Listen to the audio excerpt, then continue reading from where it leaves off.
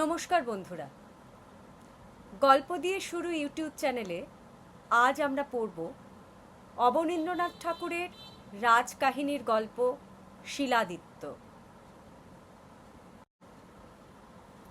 শিলাদিত্যের যখন জন্ম হয়নি, যে সময় বল্লভীপুরে রাজা কনক সেনের বংশের শেষ রাজা রাজত্ব করছিলেন, সেই সময় বল্লভীপুরে সূর্যকুণ্ড নামে একটি অতি পবিত্র কুণ্ড ছিল।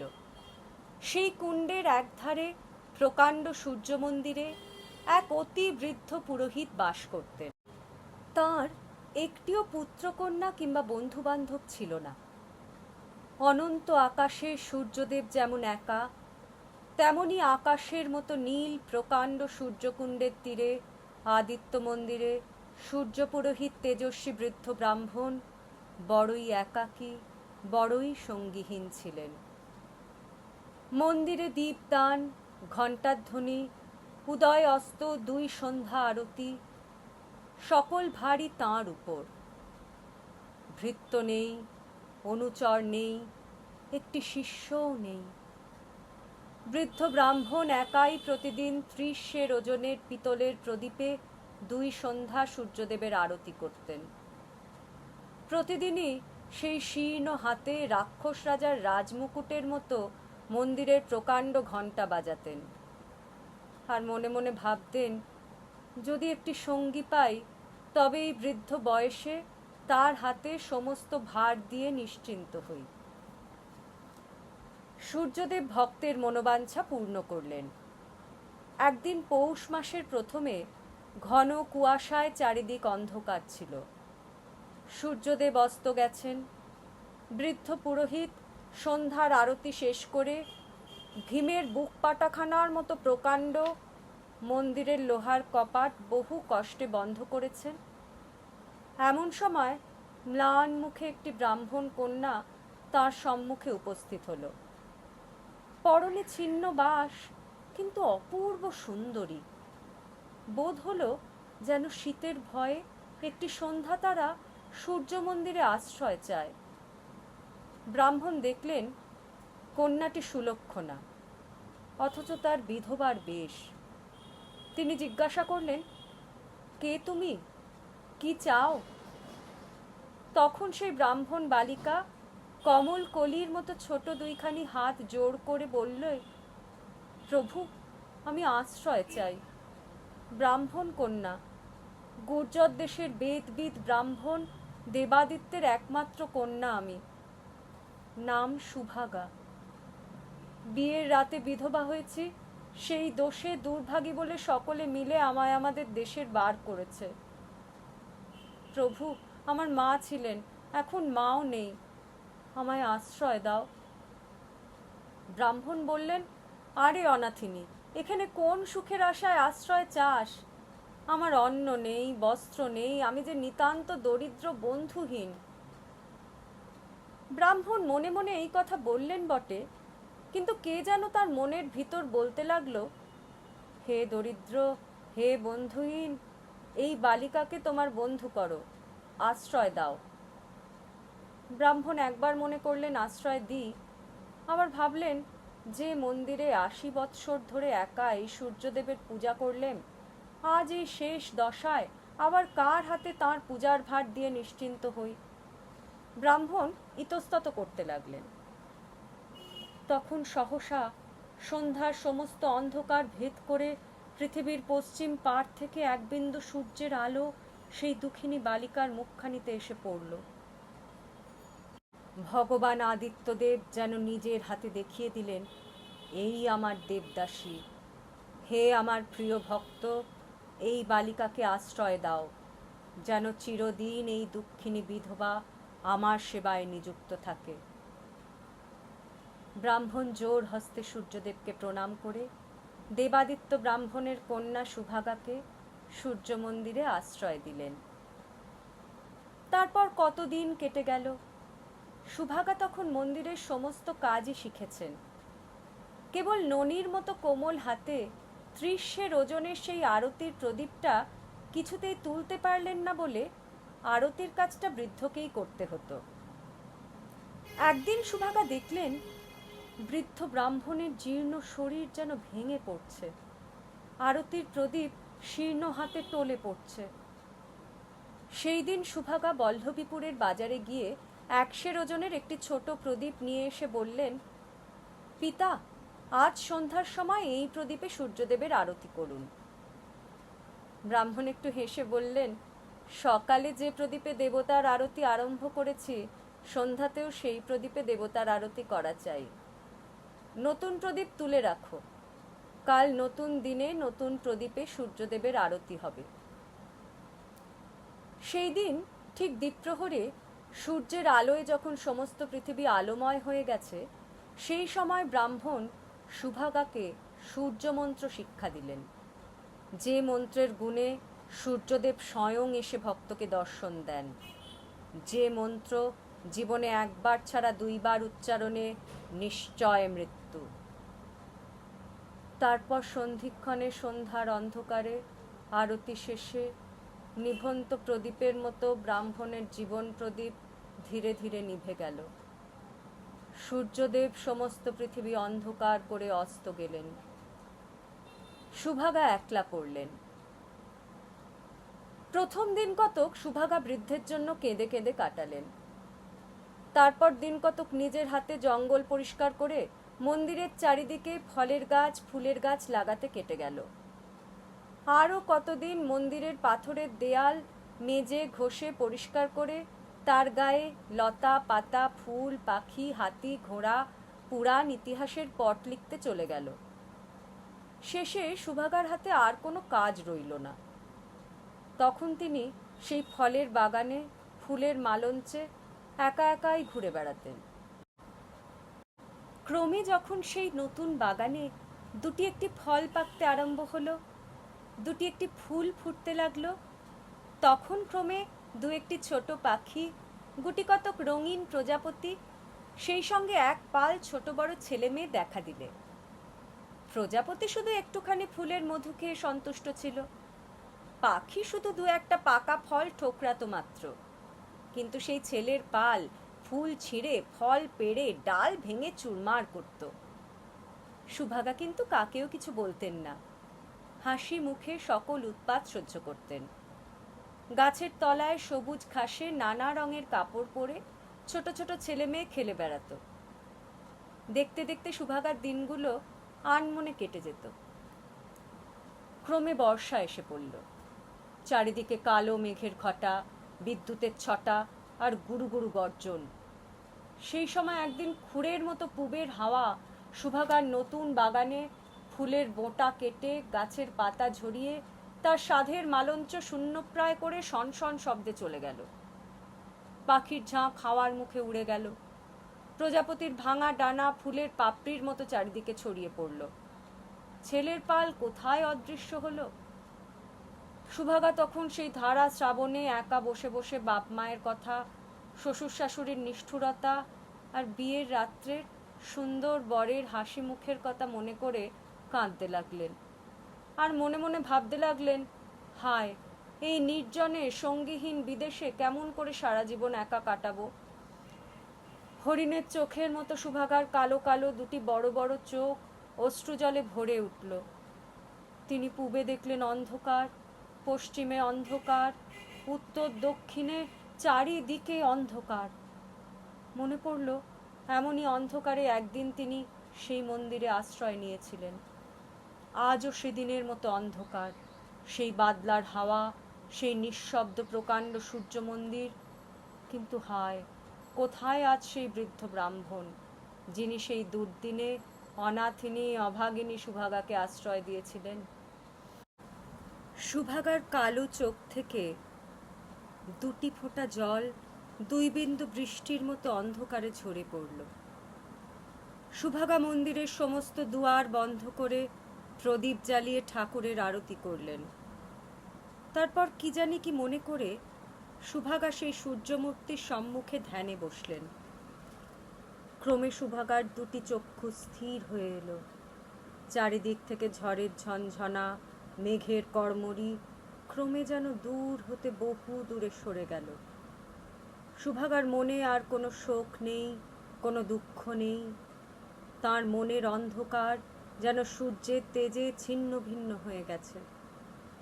সুভাগা ধীরে ধীরে ভয়ে ভয়ে বৃদ্ধ ব্রাহ্মণের কাছে শেখা সেই সূর্য মন্ত্র উচ্চারণ করলেন। তখন সমস্ত পৃথিবী যেন জেগে উঠল। সুভাগা যেন শুনতে পেলেন চারিদিকে পাখির গান, বাঁশির তান, আনন্দের কোলাহল।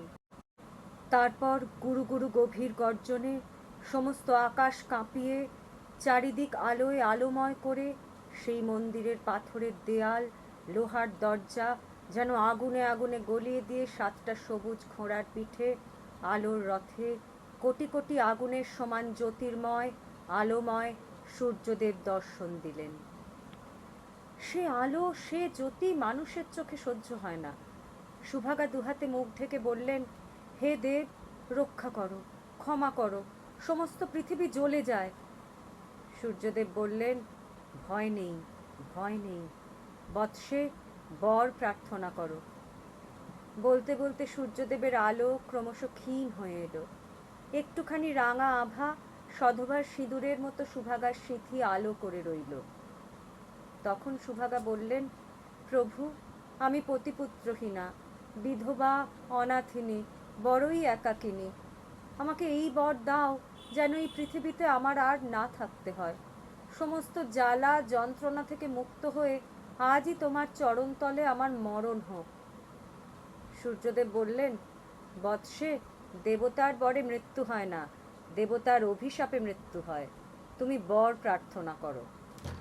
তখন সুভাগা সূর্যদেবকে প্রণাম করে বললেন, প্রভু, যদি বর দিলে তবে আমাকে একটি ছেলে আর একটি মেয়ে দাও, আমি তাদের মানুষ করি। ছেলেটি তোমারই মতো তেজস্বী হবে, মেয়েটি হবে যেন চাঁদের কণার মতো সুন্দরী। সূর্যদেব তথাস্তু বলে অন্তর্ধান করলেন। ধীরে ধীরে সুভাগার চোখে ঘুম এলো। সুভাগা পাষাণের ওপর আঁচল পেতে শুয়ে পড়লেন। চারিদিকে ঝমঝম করে বৃষ্টি নামল। তখন ভোর হয়ে এসেছে। সুভাগা ঘুমের ঘোরে শুনতে লাগলেন তার সেই ভাঙা মালঞ্চে দুটি ছোট পাখি কি সুন্দর গান ধরেছে। ক্রমে সকালবেলার একটুখানি সোনার আলো সুভাগার চোখে পড়ল। তিনি তাড়াতাড়ি উঠে বসলেন। আঁচলে টান পড়ল। চেয়ে দেখলেন কচি দুটি ছেলে মেয়ে কোলের কাছে ঘুমিয়ে আছে। সূর্যদেবের বর সফল হলো। সুভাগা দেবতার মতো সুন্দর সন্তান দুটি কোলে নিলেন। সকল লোকের চোখের আড়ালে নির্জন মন্দিরে জন্ম হলো বলে সুভাগা দুজনের নাম দিলেন গায়েব, গায়েবী। সুভাগা গায়েব আর গায়েবীকে বুকে নিয়ে মন্দিরের বাইরে এলেন। তখন পূবে সূর্যদেব উদয় হচ্ছিলেন, পশ্চিমে চাঁদ অস্ত যাচ্ছিলেন।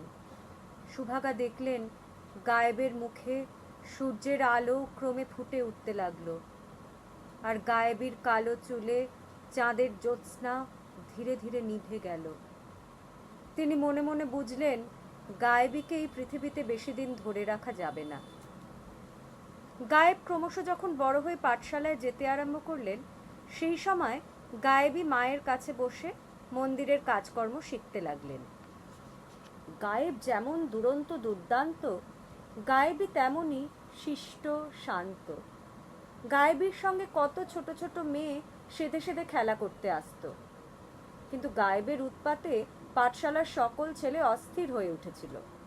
শেষে তারা সকলে মিলে একদিন পরামর্শ করলে, গায়েব আমাদের চেয়ে লেখায় পড়ায় গায়ের জোরে সকল বিষয়ে বড়। এসো, আমরা সকলে মিলে গায়েবকে রাজা করি, আর আমরা তার প্রজা হই। তাহলে গায়েব আর আমাদের ওপর অত্যাচার করতে পারবে না। এই বলে সকলে মিলে গায়েবকে রাজা বলে কাঁধে করে নৃত্য আরম্ভ করলে। গায়েব হাসি খুশিতে সেই সকল ছোট ছোট ছেলের কাঁধে বসে আছেন।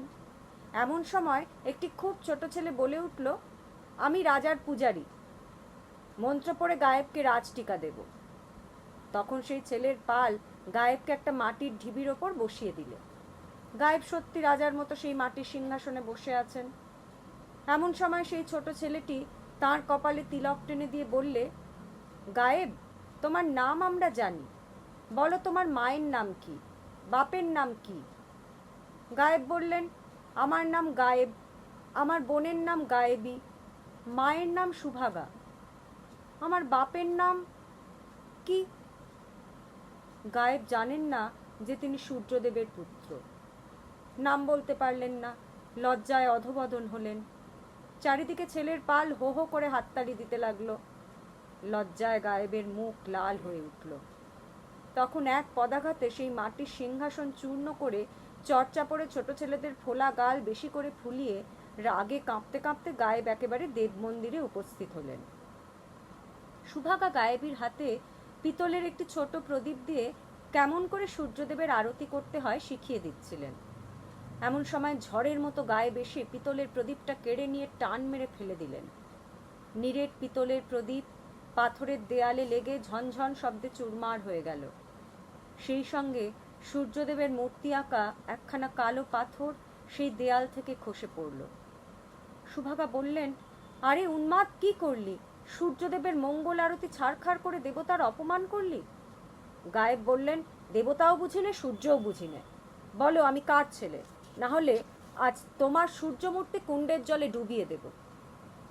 যদিও প্রকাণ্ড সেই সূর্যমূর্তি ভীম এলেও তুলতে পারতেন না, তবু গায়েবের বীর দর্প দেখে সুভাগার মনে হলো কি জানি কি করে। তিনি তাড়াতাড়ি গায়েবের দুটি হাত ধরে বললেন, বাছা শান্ত হ, স্থির হ, আর সূর্যদেবের অপমান করিস নে। পিতার নামে কি কাজ?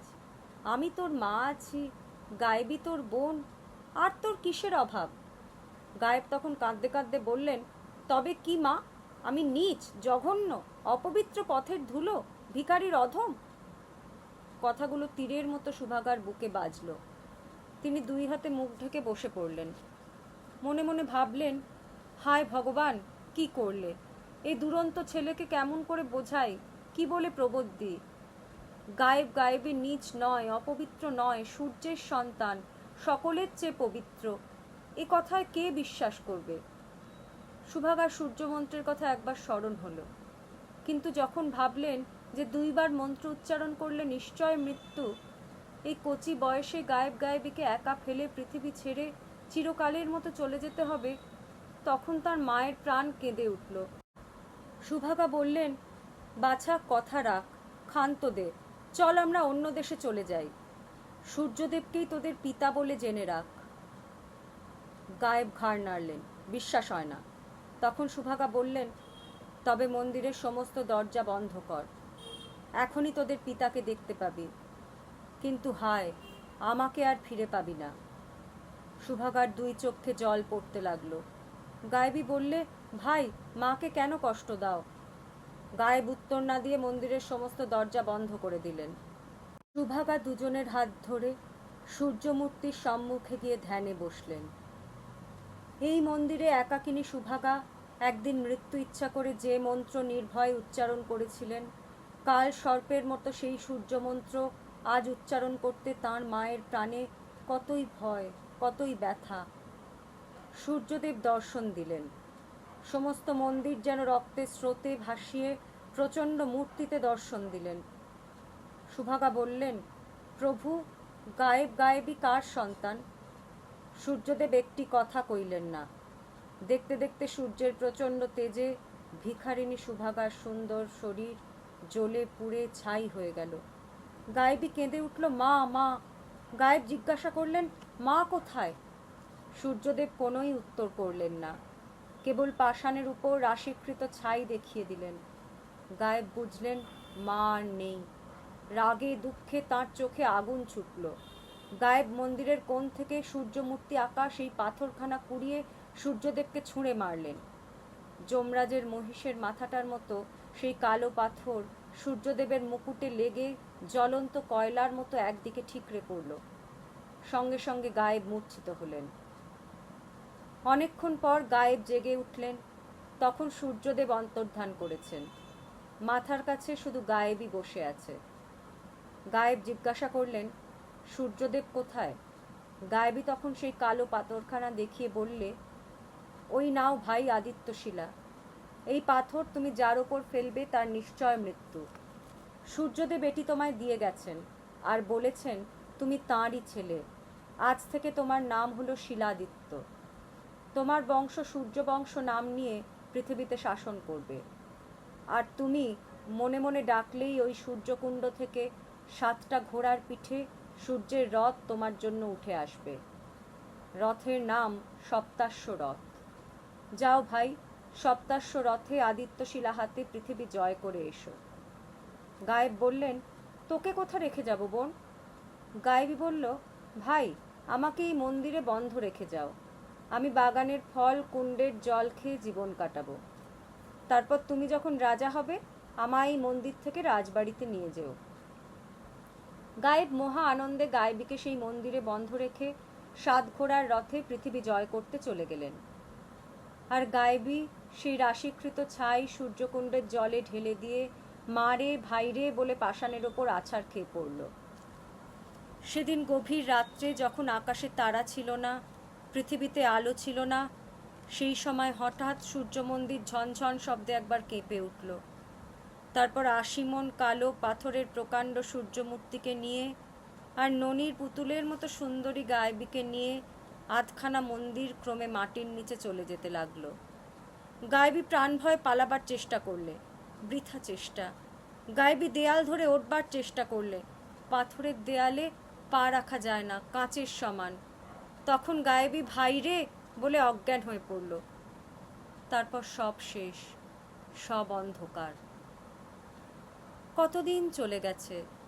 গায়েব সেই সপ্তাশ্ব রথে পৃথিবী ঘুরে দেশ বিদেশ থেকে সৈন্য সংগ্রহ করে রাজ্যর পর রাজ্য জয় করে শেষে বল্লভীপুরের রাজাকে সেই আদিত্যশিলা দিয়ে সম্মুখ যুদ্ধে সংহার করে শিলাদিত্য নাম নিয়ে রাজ সিংহাসনে বসে পাঠশালার সঙ্গীদের কাউকে মন্ত্রী, কাউকে বা সেনাপতি করে যত নিষ্কর্মা বুড়ো কর্মচারীদের তাড়িয়ে দিলেন।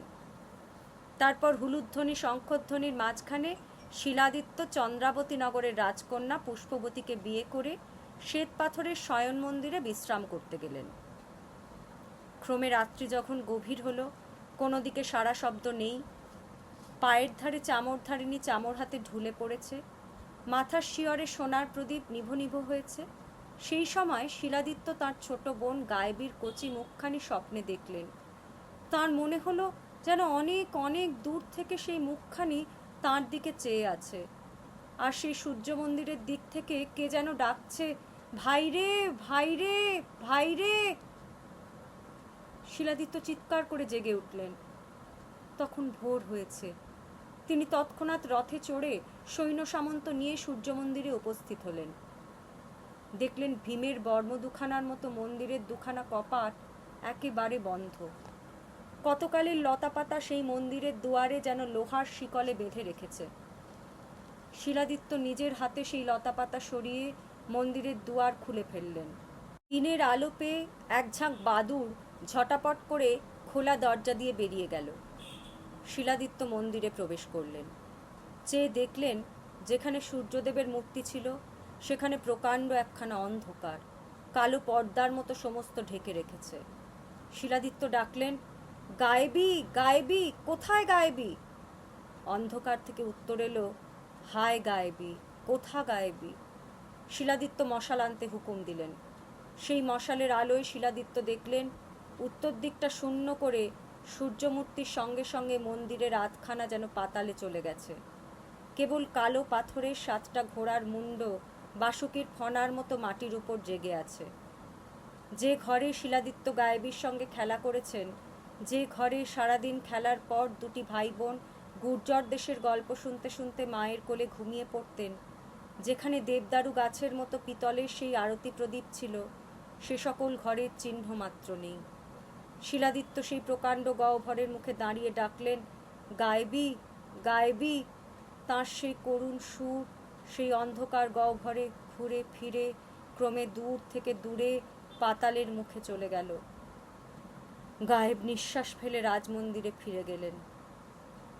সেই দিন রাজ আজ্ঞায় রাজ কর্মকারীরা পুরু সোনার পাত দিয়ে সেই প্রকাণ্ড মন্দির আগাকোড়া মুড়ে দিতে লাগলো। শিলাদিত্য সে মন্দিরে আর অন্য মূর্তি প্রতিষ্ঠা করলেন না। সেই অন্ধকার গহ্বর থেকে সূর্যের ঘোড়াগুলি যেমন আধখানা জেগেছিল তেমনই রইল। তারপর শিলাদিত্য পাহাড় কেটে শ্বেতপাথর আনিয়ে সূর্যকুণ্ডর চারিদিক সুন্দর করে বাঁধিয়ে দিলেন। যখনই কোনো যুদ্ধ উপস্থিত হয় শিলাদিত্য সেই সূর্যকুণ্ডের তীরে সূর্যের উপাসনা করতেন। তখনই তার জন্য সপ্তাশ্ব রথ জল থেকে উঠে আসত। শিলাদিত্য সেই রথে যখন যে যুদ্ধে গিয়েছেন সেই যুদ্ধেই তাঁর জয় হয়েছে। শেষে একজন বিশ্বাসঘাতক মন্ত্রী, যাকে তিনি সবচেয়ে বিশ্বাস করতেন, সবচেয়ে ভালোবাসতেন, সেই তার সর্বনাশ করলে। সেই মন্ত্রী ছাড়া পৃথিবীতে কেউ জানত না যে শিলাদিত্যর জন্য সূর্যকুণ্ড থেকে সপ্তাশ্ব রথ উঠে আসে। সিন্ধু পারে শ্যামনগর থেকে পারদ নামে অসভ্য একদল জবন যখন বল্লভীপুর আক্রমণ করলে, তখন সেই বিশ্বাসঘাতক তুচ্ছ পয়সার লোভে সেই অসভ্যদের সঙ্গে ষড়যন্ত্র করে গো রক্তে সেই পবিত্র কুণ্ড অপবিত্র করলে। শিলাদিত্য যুদ্ধের দিন যখন সেই সূর্যকুণ্ডের তীরে সূর্যের উপাসনা করতে লাগলেন, তখন আগেকার মতো নীল জল ভেদ করে দেবরথ উঠে এলো না। শিলাদিত্য 7টা ঘোড়ার 7টা নাম ধরে বারবার ডাকলেন, কিন্তু হায়, কুণ্ডের জল যেমন স্থির তেমনই রইল। শিলাদিত্য হতাশ হয়ে রাজরথে শত্রুর সম্মুখে উপস্থিত হলেন, কিন্তু সেই যুদ্ধেই তাঁর প্রাণ গেল। সমস্ত দিন যুদ্ধের পর সূর্যদেবের সঙ্গে সঙ্গে সূর্যের বর পুত্র শিলাদিত্য অস্ত গেলেন। বিধর্মী শত্রু সোনার মন্দির চূর্ণ করে বল্লভীপুর ছারখার করে চলে গেল। আমাদের গল্প দিয়ে শুরু ইউটিউব চ্যানেলের গল্প পাঠ আজকের মতো এখানেই শেষ হলো। পরবর্তী পর্বে আমরা আবারও একটা নতুন কোনো গল্প নিয়ে হাজির হব। ততক্ষণ লাইক, শেয়ার, সাবস্ক্রাইব করে আমাদের সঙ্গে থাকবেন আর কমেন্ট বক্সে আপনাদের মতামত জানাবেন। ধন্যবাদ।